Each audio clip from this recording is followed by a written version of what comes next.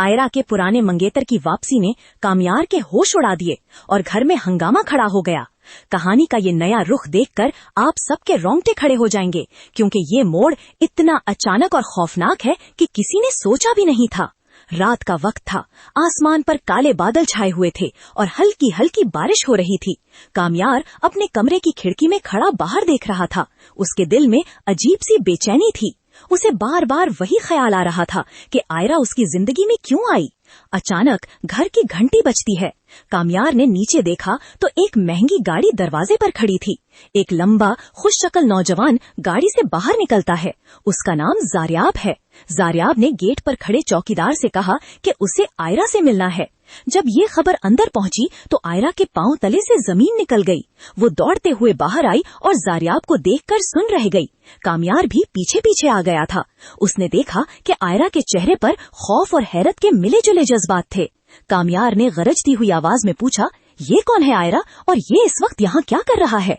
आयरा की जुबान ने साथ छोड़ दिया था। वो सिर्फ इतना बोल सकी, जारियाब तुम यहाँ?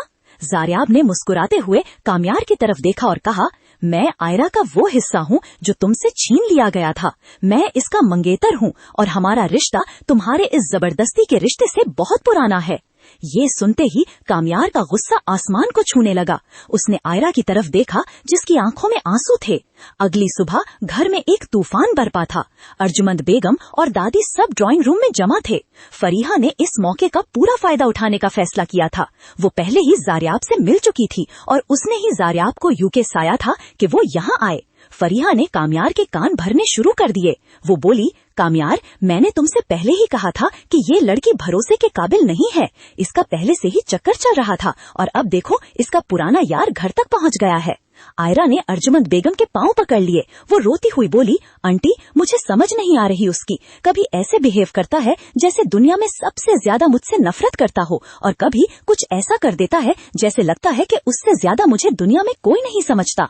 आयरा की ये फरियाद सुनकर दादी का दिल पिघल गया, मगर अर्जुमंद बेगम खामोश रहीं। उन्हें फरीहा की बातों ने शक में डाल दिया था।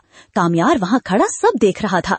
उसके दिमाग में प्रोमो वाली बात घूम रही थी, एक जो मुझे बहुत ज्यादा चाहता है और एक जो मुझसे बहुत ज्यादा नफरत करता है। उसे समझ नहीं आ रही थी कि वो किस पर यकीन करे।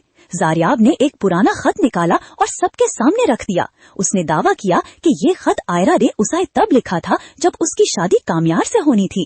खत में लिखा था कि आयरा कभी कामयार को दिल से कबूल नहीं करेगी। ये सब फरीहा की बनाई हुई झूठ की दास्तान थी, मगर सबको ये सच लग रहा था। कामयार ने वो खत झटक कर फेंक दिया और आयरा का हाथ पकड़कर उसे कमरे में ले गया। वहाँ उसने दरवाजा बंद किया और चिल्लाया, क्या ये सच है? क्या तुम आज भी इस शख्स से मोहब्बत करती हो? आयरा ने कहा, नहीं कामयार, ये सब झूठ है। जारियाब सिर्फ मेरा पुराना दोस्त था, मंगेतर नहीं। मगर कामयार का दिमाग काम नहीं कर रहा था। उसने गुस्से में वो अल्फाज कहे जो हमने टीजर में सुने थे, मैं सुधरने वाला नहीं हूँ, तुम बिना वजह मुझे अपने गले में डाल के बैठी हो। उसने आयरा से कहा कि वो अभी इसी वक्त इस घर से चली जाए। आयरा ने बहुत मिन्नतें की। उसने अपने भाई नादिर को फोन करने की कोशिश की, मगर कामयार ने उसका मोबाइल छीन कर दीवार पर मार दिया। घर का माहौल इतना संजीदा हो गया था कि दादी की तबीयत अचानक बिगड़ गई। उन्हें अस्पताल ले जाया गया। अस्पताल में भी हंगामा खत्म नहीं हुआ। जारियाब वहाँ भी पहुँच गया। उसने सबके सामने कामयार को ललकारा और कहा कि वो आयरा को लेकर जाएगा। फरीहा ने पीछे से हंसी छुपाते हुए अर्जुमंद बेगम से कहा कि देखें, ये सब आयरा की वजह से हो रहा है। अगर ये लड़की इस घर में ना होती तो आज हम सुकून में होते। कामयार ने जब जारियाब को दोबारा देखा तो उसने उस पर हमला कर दिया। दोनों के दरमियान शदीद लड़ाई हुई। पुलिस को बुलाना पड़ा। इसी दौरान आयरा ने एक बड़ा फैसला किया। उसने सोचा कि अगर उसकी वजह से इस घर का सुकून बर्बाद हो रहा है तो उसे यहाँ से चले जाना चाहिए। उसने दादी के सर पर हाथ रखा और खामोशी से अस्पताल से निकल गई। जब कामयार होश में आया और उसने देखा कि आयरा वहाँ नहीं है तो उसे अजीब सी खालीपन का एहसास हुआ। उसने आयरा को हर जगह तलाश किया, मगर वो कहीं नहीं मिली। फरीहा ने झूठ बोल दिया कि वो जारियाब के साथ भाग गई है, लेकिन असल कहानी कुछ और थी। आयरा अपने पुराने घर चली गई थी जहाँ कोई नहीं रहता था। वो वहाँ अकेली बैठकर रो रही थी।